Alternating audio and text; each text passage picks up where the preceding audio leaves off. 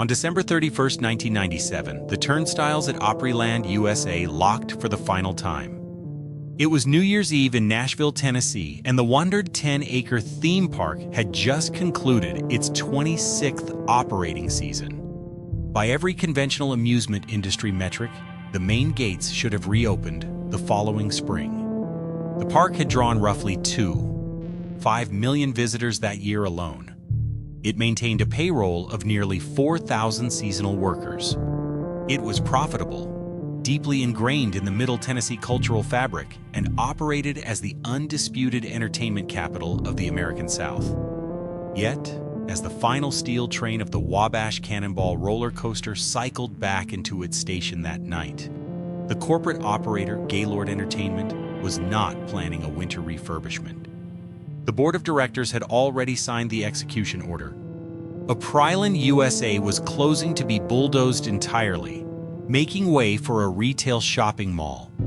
The atmosphere on that final Wednesday evening felt more like a wake than a New Year's celebration. Thousands of local residents crowded onto the paved midways to take a final ride on the aerodynamic steel coasters or walk through the themed musical areas one last time. For the seasonal employees, a massive labor pool comprising high school students, college undergraduates, and aspiring country music performers, the closure severed a primary economic artery in Nashville. At exactly 8 p.m., the park officially ceased operations. Maintenance crews immediately began shutting down power grids and securing the heavy rides. By the morning of January 1, 1998, the property transitioned from a functional recreation destination into an active demolition zone. The sheer scale of the condemned physical plant defied standard theme park logic. Usually, when an amusement park shuts down, it follows years of deferred maintenance, plummeting attendance, or visible structural decay. Opryland USA suffered from none of these terminal symptoms. The park routinely pulled tourists from a 500-mile radius, serving as a dominant summer destination for the Southeast. The property was landlocked, pinned tightly between the winding Cumberland River, Briley Parkway, and a rapidly expanding hotel complex, but the park itself remained highly capitalized. Just 2 years prior, in 1995, Gaylord Entertainment had invested $5 million to install Hangman, an inverted steel roller coaster designed to compete with the heavy thrill inventory at rival regional parks. The mechanical infrastructure was entirely intact. The fatal blow had been struck just 6 weeks earlier. On November 12, 1997, Gaylord Entertainment executives, operating under the financial direction of CEO Terry London, convened a sudden press conference. They announced that the 5 million annual visitors were no longer enough to justify the park's geographic footprint. The 110 acres of land sitting along the river bend would be permanently cleared to construct Opry Mills. This massive retail and entertainment complex was being developed in a $200 million joint venture with the Mills Corporation. The decision bypassed the park's operational management entirely, originating directly from the corporate boardroom. Public reaction across Nashville was immediate and hostile. Local radio stations fielded thousands of angry calls. Grassroots campaigns circulated petitions to save the park, gathering signatures from residents who could not comprehend the destruction of a profitable cultural landmark. But corporate real estate transactions do not bend to municipal nostalgia. The joint venture contracts were already executed, and the land use was permanently altered. The $28 general admission ticket sold at the front gate in 1997 could no longer compete with the projected year-round lease revenues of a 2 million square foot megamall. Furthermore, the rising costs of liability insurance and heavy mechanical maintenance for ride systems placed an artificial ceiling on park margins. This creates the central anomaly of the Opryland story. How does a regional theme park reach the peak of its operational capacity, draw 2.5 million tourists, and still fail the internal metrics of its parent company? The sudden execution of the park highlights a brutal reality of the American commercial leisure industry. A property does not have to lose money to be eliminated. It only has to generate a lower profit margin than the concrete structure proposed to replace it. To understand how an asset this large could be erased at the height of its popularity, the timeline must rewind 25 years. The fatal flaw that ultimately killed Opryland USA was baked into its operational foundation from the very beginning.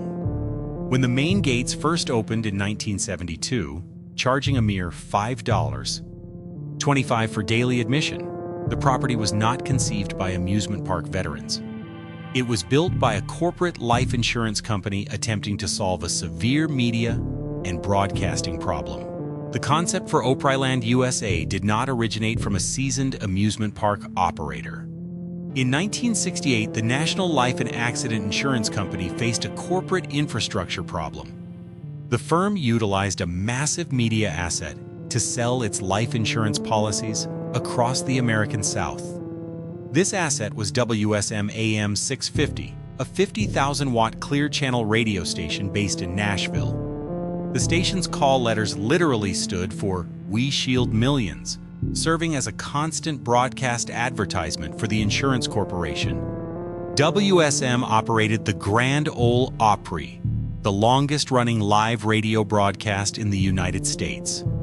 Since 1943, the Country Music Showcase had broadcast from the Ryman Auditorium in downtown Nashville. By the late 1960s, the historic brick tabernacle was failing. The structure lacked air conditioning, forcing temperatures inside the 3,000-seat hall to dangerous levels during the crowded Tennessee summer broadcasts. Urban decay surrounding the downtown venue further threatened the corporate asset. The neighborhood lacked dedicated parking, and the building required millions of dollars in structural upgrades just to meet modern fire codes. The insurance company recognized that its primary lead generation tool, the live radio broadcast, needed a secure, modern facility to survive. WSM radio president Irving Waugh and Opry manager E.V. Bud Wendell spearheaded the search for a new location. They did not simply want to construct a standalone broadcast studio. Waugh studied the rapidly expanding regional theme park industry, observing the massive cash flow generated by Six Flags Over Texas and the newly opened Disney Park in Florida. He pitched a radical expansion to the National Life Board of Directors. Waugh proposed building an entire entertainment complex around a new Opry theater. The insurance executives approved the venture, setting into motion a massive real estate transaction. The corporation acquired more than 300 acres of agricultural land situated on Pennington Bend, a distinct peninsula formed by a sweeping curve of the Cumberland River. This tract sat roughly 9 miles northeast of downtown Nashville, offering easy access to the newly constructed Briley Parkway. The corporate planning committee carved out roughly 110 acres of this property, specifically for the amusement park. They hired Randall Duell and Associates, a prominent architectural firm responsible for designing several major American theme parks, to map the physical layout. Duell designed the park with winding tree-lined pathways to mitigate the harsh southern heat and eliminate long, exhausting sight lines for guests. The project budget rapidly expanded. Initial estimates for a modest park and theater swelled into a $28 million capital expenditure. Wall Street analysts and theme park industry veterans viewed the National Life strategy with extreme skepticism. The American amusement industry historically relied on high-speed steel roller coasters, licensed cartoon properties, and generic thrill rides to drive teenage attendance. Opryland USA proposed a completely different operational engine. The park would focus entirely on American musical heritage. Furthermore, the geographic reality of Middle Tennessee imposed a strict operational constraint. The climate forced the park to operate on a seasonal schedule, opening only from late spring through early autumn. The insurance company was sinking $28 million into a fixed asset that would sit completely empty for roughly 5 months of every year. Despite the financial risks and industry skepticism, construction proceeded on the Cumberland River Peninsula. Earth movers graded the agricultural land, and crews poured thousands of tons of concrete to form the meandering pedestrian midways. The park was divided into 5 distinct thematic zones, including the Appalachian-themed hill country, the New Orleans jazz sector, and a 1950s rock and roll area. Opryland USA officially opened its gates to the public on May 27, 1972. The admission price on opening day was set at just $5. Visitors crossing the turnstiles that morning did not find a landscape dominated by mechanical rides. In fact, during the 1972 inaugural season, the new 4,400-seat Grand Ole Opry House was not even finished. It remained an active construction site located just outside the park gates. The park relied almost entirely on live entertainment. The physical ride inventory in 1972 was extremely limited, anchored primarily by the Timber Topper Log Flume, a high-altitude sky ride, and a narrow-gauge railroad that circled the perimeter of the property. Instead of standing in line for roller coasters, the guests packed into outdoor amphitheaters to watch highly choreographed musical revues featuring casts of young, energetic performers. The corporate gamble yielded immediate results. WSM Radio utilized its massive 38 state broadcast footprint to relentlessly promote the new park.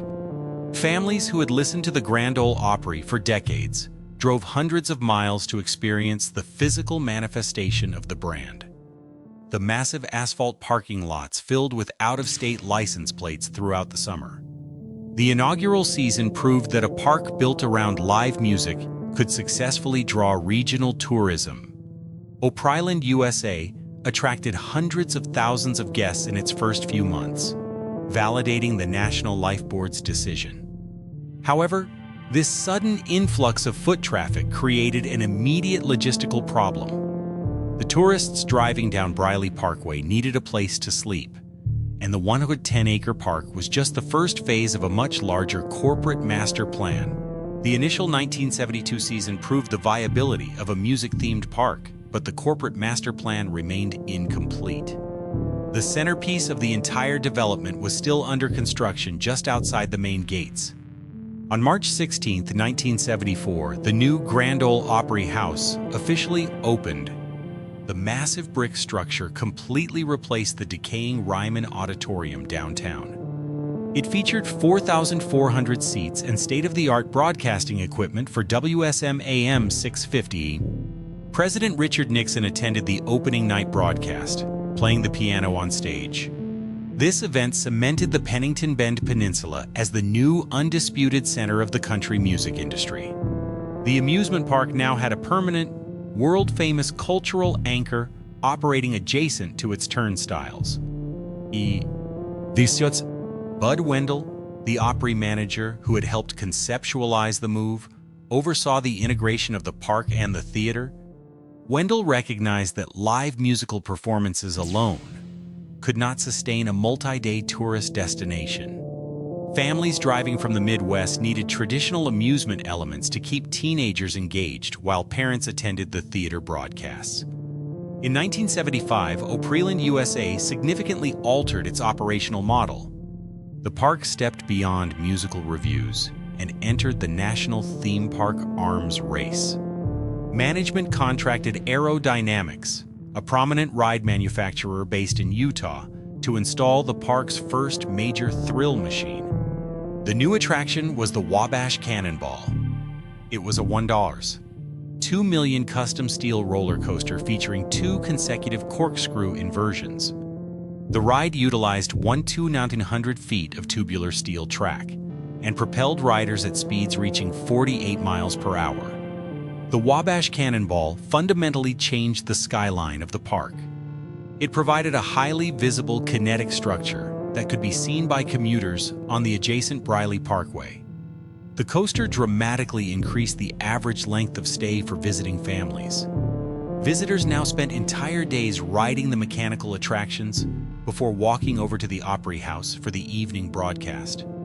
As annual attendance figures quickly climbed past the 2 million visitor mark, a severe infrastructure bottleneck emerged. The out-of-state tourists had nowhere to sleep on the peninsula. They spent their money inside the gates during the day, but they drove back to generic motels in downtown Nashville or along Interstate 40 at night. National Life and Accident Insurance realized they were losing a massive share of the regional tourism economy. To capture this lodging revenue, the corporation authorized another major real estate development. In 1977, they constructed the Opryland Hotel directly adjacent to the theme park Midways. The initial iteration of the Opryland Hotel was constructed for roughly $24 million and featured 600 guest rooms alongside a modest ballroom. The facility immediately altered the financial dynamics of the property. Guests could now book multi-day vacation packages that included lodging, park admission, and theater tickets. The sheer volume of park visitors overwhelmed the initial 600-room capacity almost immediately. Management quickly realized that the hotel was severely underbuilt. Within just 5 years, the corporate board approved a massive structural expansion. By 1983, the Opryland Hotel expanded to 1,067 rooms, officially transforming the 110-acre park from a regional day trip attraction into an integrated destination resort. The theme park continued to receive heavy capital investment to drive this resort complex. In 1982, Opryland USA unveiled the Grizzly River Rampage. This was a $5 million river rapids ride designed by the Swiss firm Intamin. The massive water attraction required a dedicated expansion of the park boundaries near the river. It moved thousands of riders per hour through a simulated whitewater canyon. The admission price steadily climbed from the original $5, $25 to reflect the massive capital influx.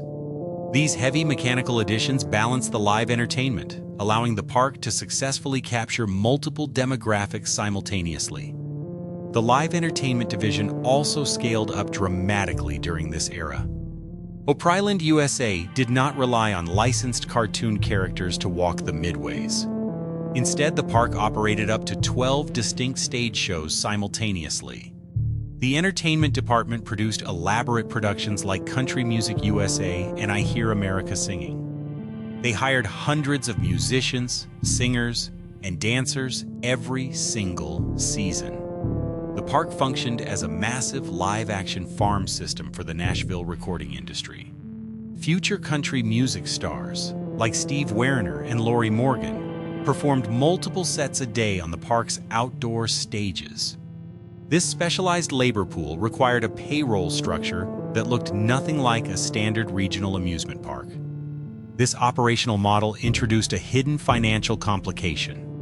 A standard theme park relies heavily on mechanical rides. A roller coaster requires a handful of operators, mechanics, and electricity. It runs continuously for a relatively fixed daily cost.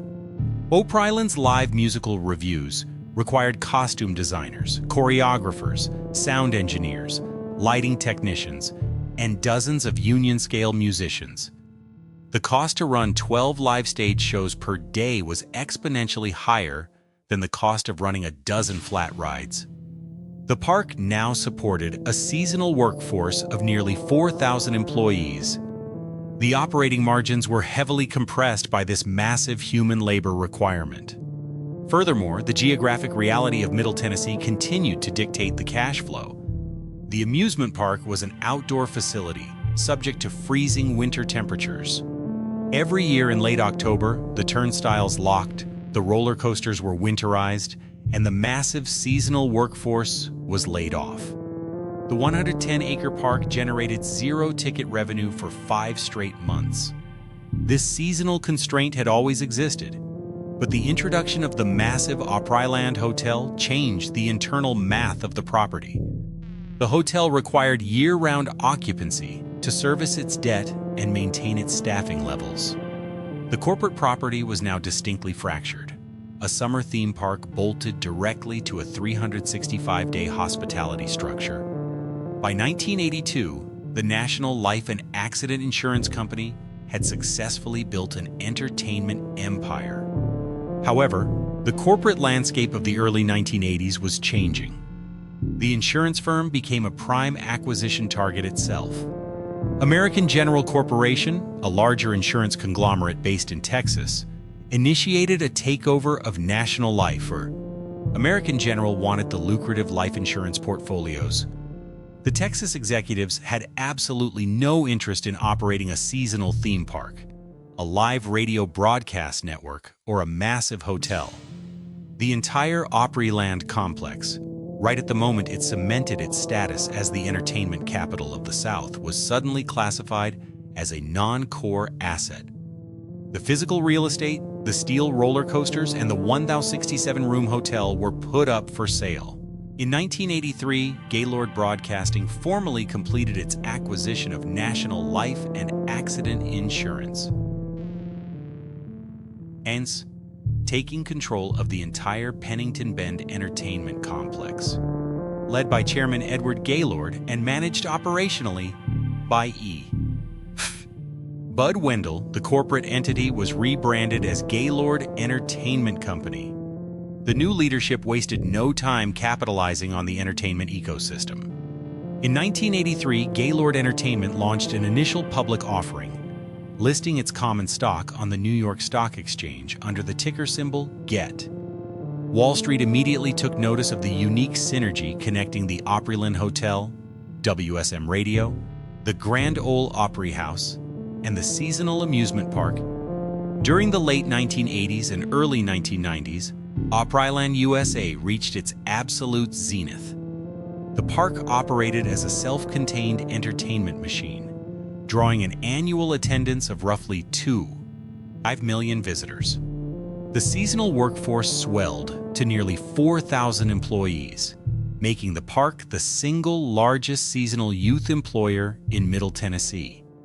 Unlike typical amusement parks that relied on licensed cartoon characters or generic corporate branding, Opryland maintained 12 distinct live performance stages running simultaneously.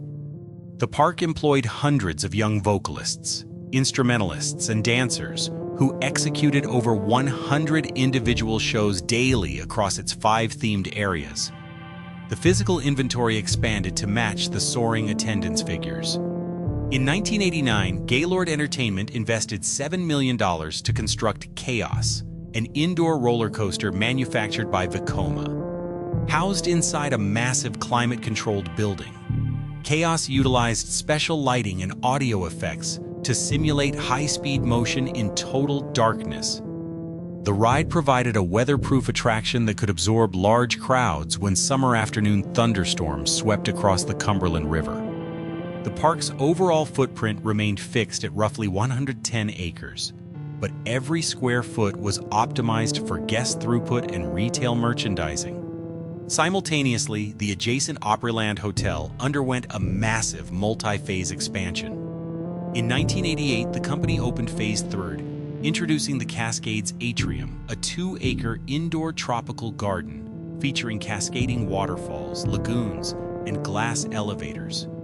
This expansion pushed the hotel's total capacity to 1,891 guest rooms.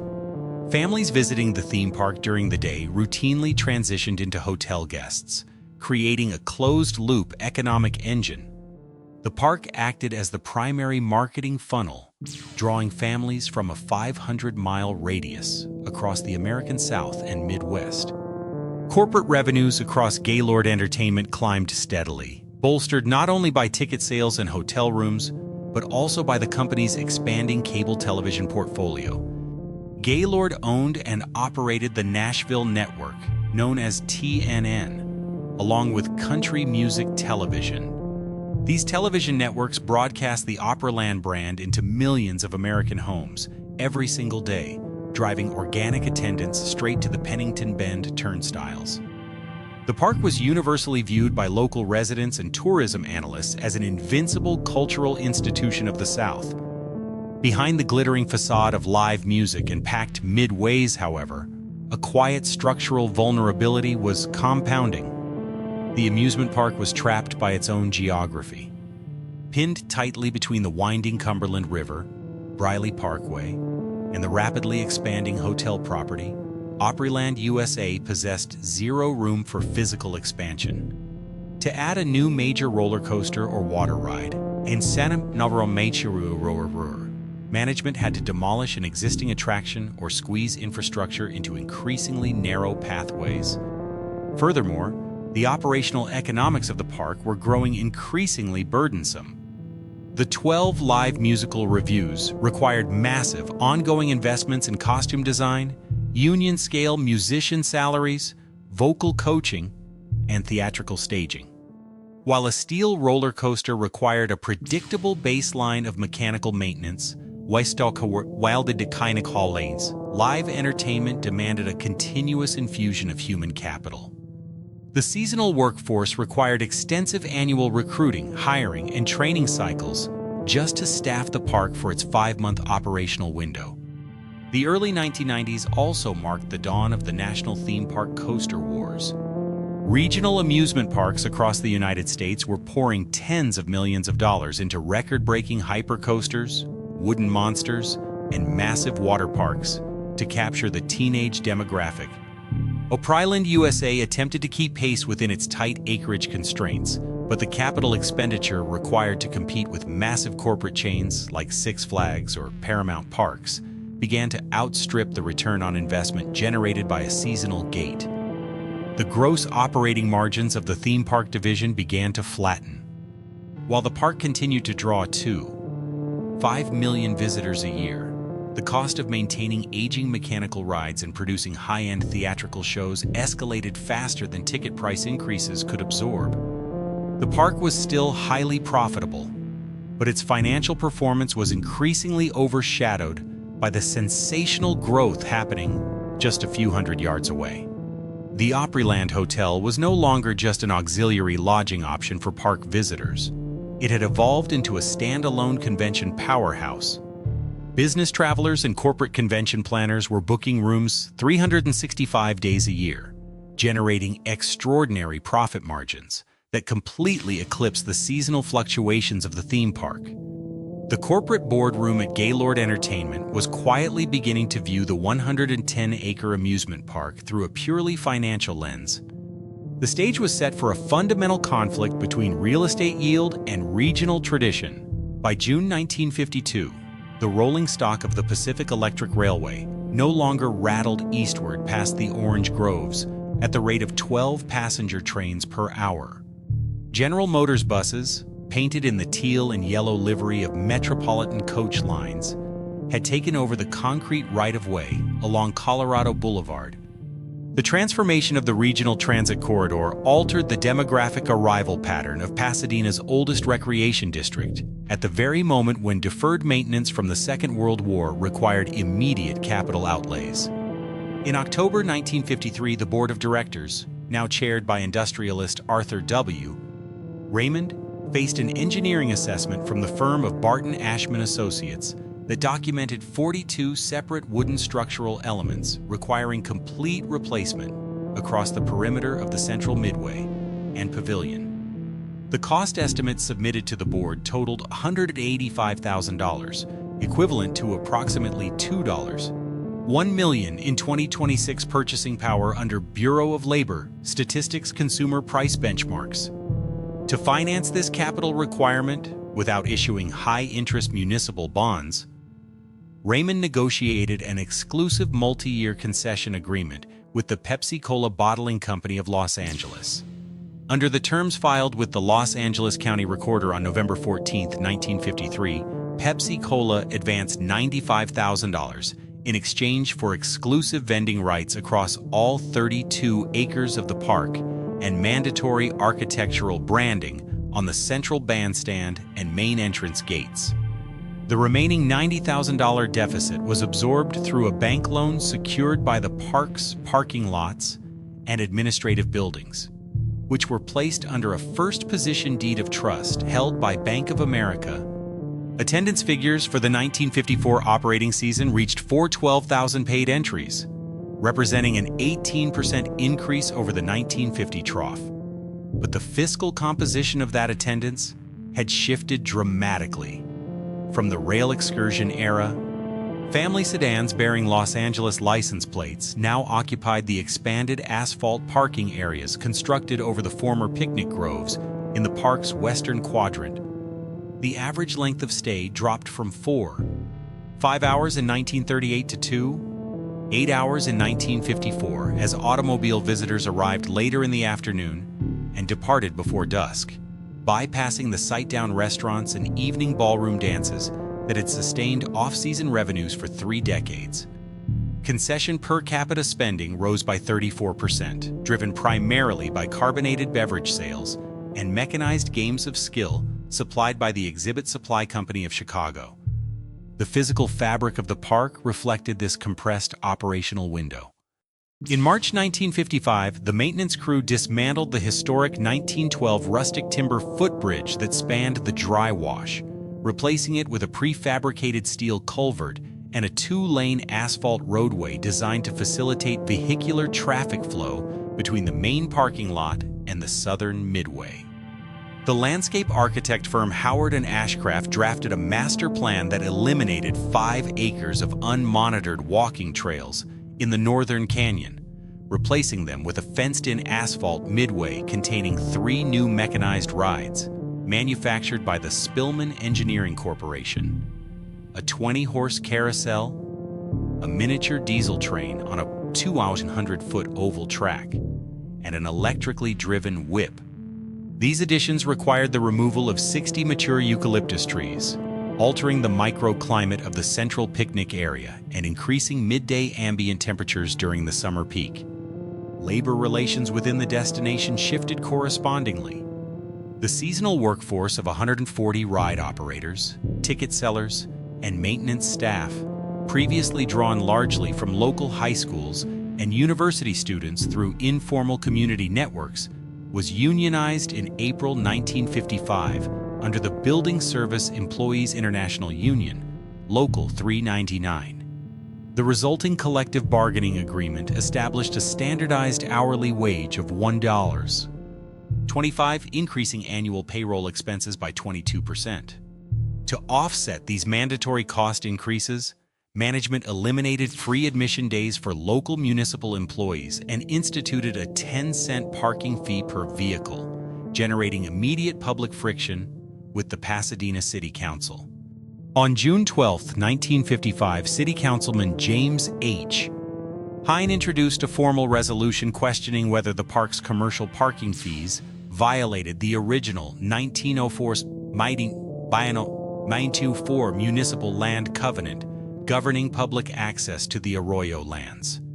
Although the city attorney ultimately ruled that the concession lease was legally sound, the public dispute damaged the park's standing as a civic amenity and accelerated its transition into a strictly commercial recreation enterprise, dependent on high-volume weekend turnover. By the spring of 1956, the traditional summer operating model that had anchored Pasadena's most prominent recreational landscape for half a century was buckling under the weight of fixed debt service and declining per capita stay durations. General Manager Robert L. Sterling, appointed by the board in January 1956 following the sudden resignation of Arthur W. Raymond, faced an operating deficit of $34,000 for the preceding fiscal year. To counteract the trend of automobile-bound visitors treating the grounds as an afternoon picnic stop rather than an all-day destination, Sterling proposed a radical restructuring of the park's pricing and attraction architecture. Drawing inspiration from the emerging regional amusement park concepts taking shape in Northern and Southern California, the board authorized a $120,000 capital expenditure to construct a dedicated children's-themed zone designated as Fairy Tale Acres and a separate gated admission model for major mechanical rides.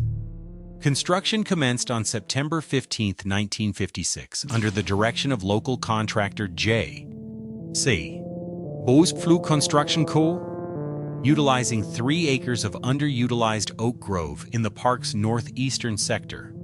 The project involved the erection of 12 reinforced concrete storybook structures, including a scaled-down castle, a functioning watermill, and a crooked cottage, all designed by scenic artist Harry R. Bennett. To fund the development without further encumbering the park's primary land parcels, Sterling negotiated a short-term commercial loan through Citizens National Trust and Savings Bank at an interest rate of 6.25%, backed by a corporate guarantee from the Pepsi-Cola Bottling Company. The new attraction opened to the public on April 14, 1957, with an individual admission charge of 25 cents per child, separate from the park's general admission gate of 15 cents. The financial response to the multi-tiered ticketing experiment was immediate and sharply divided. During the 1957 operating season, Fairy Tale Acres recorded 185,000 paid admissions, generating gross revenues of $46,250, which helped reduce the park's net operating loss for the year to $8,200. However, adult visitors voiced widespread dissatisfaction with the proliferation of internal admission gates, which replaced the open wandering tradition established during the streetcar era. Letters of complaint addressed to the Pasadena City Council and local newspapers, including the Pasadena Independent, criticized the commercialization of public recreational space and the fragmentation of the park's historic picnic grounds. The local chapter of the Congress of Parents and Teachers passed a formal resolution on July 8, 1957, condemning the fee structure as discriminatory against working-class families who relied on the Arroyo parklands for affordable summer recreation. Internal operational pressures compounded public friction. The introduction of specialized children's rides, such as a motorized swan boat ride operating in a newly excavated concrete basin, required specialized maintenance technicians and higher liability insurance premiums. In November 1957, the park's insurance carrier, Pacific Indemnity Company, notified management that liability rates would increase by 40% unless aging wooden infrastructure dating from the 1910s and 1920s was either brought up to current municipal safety codes or demolished. Among the structures flagged for condemnation were the historic 1915 open-air dance pavilion and the eastern horse ring bleachers, both of which had suffered from severe termite infestation and deferred maintenance during the wartime austerity years. Faced with a mandatory remediation bill estimated at $65,000, the Board of Directors convened an emergency executive session on January 22, 1958, citing insurmountable debt service, rising labor costs under Local 399, and the capital expenditure requirements imposed by its insurance underwriters. The board voted 5-2 to reject the remediation proposal and instead authorized the selective liquidation of non-essential park assets. Over the course of February and March 1958, demolition crews dismantled the dance pavilion and sold the structural timber to local lumber yards at salvage value. The revenue from the demolition sales, totaling $14,200, was applied directly to the outstanding Citizens National Bank loan, signaling the definitive end of the park's era as a regional resort and community social center, and cementing its transition into a strictly transactional, seasonal amusement concession. By January 1968, the operating model of Pasadena's historic Arroyo recreation site had dissolved into a fragmented network of independent concessions managed under short-term leases. General Manager Robert L. Sterling resigned in October 1967 following a prolonged contract dispute with the Building Service Employees International Union, Local 399, over weekend overtime pay rates. To stabilize operations, the Board of Directors appointed Arthur M. Vance, a former auditor for the Los Angeles County Department of Parks and Recreation, to oversee the 1968 season. Vance's audit report, submitted to the board on February 12, 1968, revealed that deferred maintenance on the remaining mechanical rides had reached $48,000, while outstanding short-term commercial debt held by Citizens National Bank stood at $29,500. Faced with mounting financial obligations and declining attendance, which had dropped to 260,000 visitors during the 1967 operating season, The board executed a total restructuring of the park's commercial arrangement on March 14, 1968. Under the new agreement, the entire amusement zone, including Fairy Tale Acres and the remaining operational midways, was leased out to a private operating syndicate known as Western Amusement Enterprises, headed by Los Angeles investor Harold G. Miller. The lease terms required Western Amusement Enterprises to assume all existing bank debt and liability insurance premiums in exchange for 85% of gross ticket and concession revenues over a 5-year term. The new management syndicate immediately initiated a rigorous cost reduction program that eliminated remaining community-oriented recreational events in favor of high-turnover mechanized amusements. In April 1968, Western Amusement Enterprises dismantled the miniature diesel train and sold the rolling stock to a private collector in San Diego for $6,000 to $500. The 200-foot oval track was torn up to create an expanded asphalt staging area for a fleet of 50 slick track go-karts manufactured by the Amusement Product Corporation. The introduction of the go-kart track increased hourly ride capacity by 40%, but generated severe noise pollution complaints from residents living along the upper rim of the Arroyo in West Pasadena. Environmental and regulatory pressures intensified throughout the summer of 1968. On August 3, 1968, the California Regional Water Quality Control Board issued a formal citation against the park for discharging untreated gray water and petroleum runoff from the go-kart fueling stations and concession washing areas directly into the dry wash leading toward the Los Angeles River. The citation carried a mandatory compliance deadline of 90 days and an estimated remediation cost of $18,000 to construct an industrial interceptor sewer system. Western Amusement Enterprises notified the board of directors that the syndicate lacked the capital reserves to fund the mandated environmental improvements. On November 19, 1968, the board of directors held a closed executive session and voted unanimously to terminate the lease with Western Amusement Enterprises and file for voluntary Chapter 11 bankruptcy protection in the United States District Court for the Southern District of California. Court-appointed receiver Richard H. Henderson assumed control of the property on December 2, 1968, freezing all assets and locking the main entrance gates to the public. The physical infrastructure of the park, including the 1957 storybook structures of Fairy Tale Acres, the modern asphalt go-kart tracks, and the decaying foundations of the historic 1915 dance pavilion, was placed under court-supervised receivership, marking the permanent conclusion of 64 years of commercial amusement operations in the Arroyo. On June 14, 1969, the United States Bankruptcy Court for the Southern District of California authorized the public auction of the park's physical assets to satisfy $142,000 in secured creditor claims held by Bank of America and Citizens National Trust and Savings Bank. Over 300 buyers attended the 3-day proceedings conducted on the central parking apron.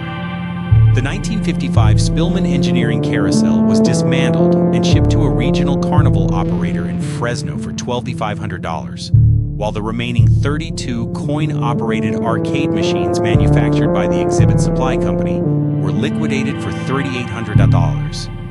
The mechanical rides that had defined the Midway since the 1950s were removed from the property by August 1969, leaving only concrete footings, severed utility lines, Hebrides-Natten, and decaying asphalt pathways. Following the liquidation of movable equipment, the title to the 32-acre parcel reverted to the city of Pasadena in September 1970 through a municipal foreclosure process authorized under California Health and Safety Code provisions governing abandoned commercial properties. The City Council transferred administrative jurisdiction of the land to the Pasadena Department of Parks and Recreation, designating the territory as protected open space within the Arroyo Seco Master Plan. Between 1972 and 1974, municipal public works crews demolished the remaining structural elements of Fairy Tale Acres and cleared the overgrown foundations of the 1915 open-air dance pavilion, replacing the commercial structures with native California live oak trees, drought-tolerant chaparral landscaping, and unpaved walking trails. By 2026, the physical topography of the Arroyo Parkland bears few visible traces of its 64-year history as a high-density regional recreation destination. The central asphalt parking lot constructed during the mid-century automobile shift was resurfaced in 2018 and now serves visitors accessing the lower Arroyo Seco trail system, offering parking capacity for 75 private vehicles. The original 1953 Pepsi-Cola entrance gate was demolished during a roadway widening project along Colorado Boulevard in 1982, though a 15-foot section of the rustic stone masonry perimeter wall erected during the streetcar expansion era of 1912 remains standing adjacent to the southern pedestrian trailhead. Environmental monitoring reports published by the Los Angeles Regional Water Quality Control Board in October 2024 confirmed that the dry wash ecosystem leading toward the Los Angeles River has fully recovered from mid-century industrial runoff, with subterranean drainage now directed through a municipal stormwater filtration system installed in 2011. Where 12 passenger trains per hour once delivered up to 400,000 annual visitors via the Pacific Electric Railway, the parkland currently operates as a passive municipal recreational area managed under the City of Pasadena's 2020 Parks Master Plan, recording an estimated 85,000 annual non-ticketed visits consisting primarily of local joggers, hikers, and picnickers. The sole surviving structural anchor of the original resort complex is the restored 1904 timber administrative cottage located at the eastern edge of the property. Following a $320,000 municipal restoration project funded through California Cultural and Historical Endowment grants in 2015, the single-story craftsman structure houses the Arroyo Seco Environmental Center, providing educational exhibits on local hydrology and native flora. Standing 60 feet from the unpaved main trail, the building's fieldstone foundation and reinforced redwood framing endure as the final physical evidence of an era when private transit capital, commercial concessions, and changing transportation networks reshaped the recreational geography of Southern California.